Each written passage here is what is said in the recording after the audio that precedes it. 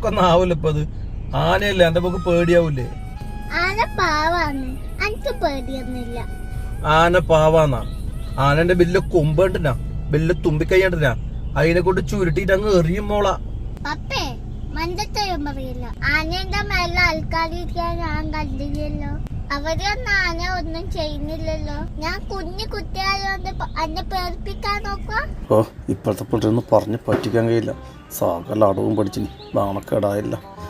തൽക്കാലം ആനപ്പുറത്ത് കയറ്റിട്ട് മാനം കാക്കാം. ശരി മോളെ, ആനപ്പുറത്ത് കയറ്റാ പപ്പ. ആനപ്പാപ്പാണ്ട് ചോദിക്കട്ടെ. ആനപ്പാപ്പാൻ അറിയില്ല, ആനന്റെ മേത്തിരുന്നിട്ട് ആനേനെ നിയന്ത്രിക്കുന്ന ആളാണ് ആനപ്പാപ്പ. മോള് കുഞ്ഞി മോളല്ലേ, അതാ മോക്കൊന്നും അറിയാത്ത. എനിക്കതല്ല അറിയാം, അത് ആനപ്പാപ്പാനല്ല, ആനേന്റെ ഡ്രൈവറാ. ഡ്രൈവർ അല്ലടാ ആനപ്പാപ്പ. ഒരു മണ്ടത്തരം പറയുന്നു. പപ്പയാ മണ്ടത്തരം പറയുന്നു. ബസ് ഓടിക്കുന്ന ആളെന്താ അറിയാ? Bus driver. അപ്പൊ ലോറിയോ? Lorry driver. അപ്പൊ ആനയോ? ആനന്റെ ഡ്രൈവർ. ആനപ്പാപ്പാൻ അങ്ങനെയല്ലേ? ആനയുടെ ഡ്രൈവർ മനസ്സിലായ?